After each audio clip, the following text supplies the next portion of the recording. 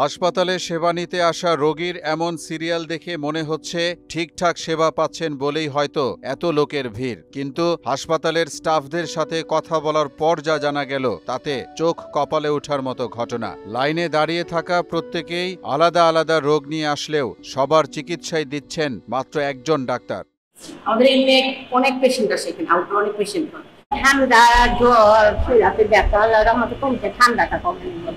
বাচ্চারা অসুস্থ, মলমের জন্য আসছে। অনেক ওষুধ খাওয়াইছি, কোনো তা কমে না, কিন্তু আমরা এটা করতে পারবো। শুরুতে 10 শয্যা বিশিষ্ট হাসপাতাল থাকলেও রোগীর চাহিদা বাড়ায় 20 শয্যায় উন্নীত করা হয়। এখন প্রতিদিন 250 থেকে 300 রোগী সেবা নিতে আসে হাসপাতালটিতে, কিন্তু মাত্র একজন ডাক্তার দিয়েই নাকি চলছে 20 শয্যা বিশিষ্ট এ হাসপাতালটি। এমন ঘটনা ঢাকার কেরানীগঞ্জের জিঞ্জিরা ইউনিয়নে 2006 সালে নির্মিত জিঞ্জিরা হাসপাতালে।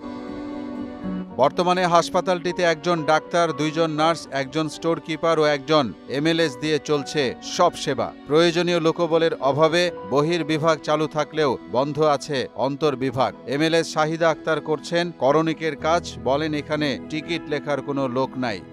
রোগীদের সাথে আবার আমি নিজে টিকিটও লিখি। আর স্টোর কিপার মুখলেসুর রহমান একই সঙ্গে 2টি দায়িত্ব পালন করেন। সে ফার্মাসিস্ট হিসেবেও এই হাসপাতালে দিয়ে যাচ্ছেন সেবা।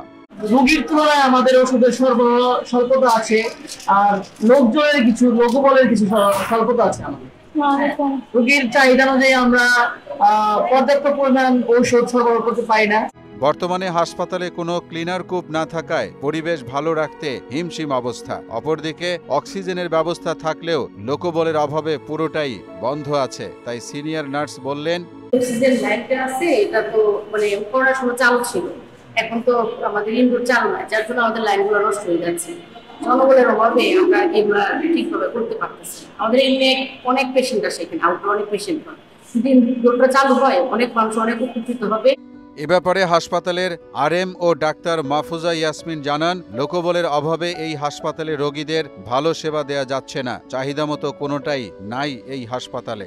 সুদবিহীন ব্যাংকিং এ আত্মশুদ্ধির পথ এনআরবিসি ব্যাংকের ইসলামিক ব্যাংকিং আল আমিন। প্রতিদিন আমাদের বহির্বিভাগে 200 থেকে 250 জন পেশেন্ট হয়, মহিলা এবং বাচ্চা সংখ্যা বেশি।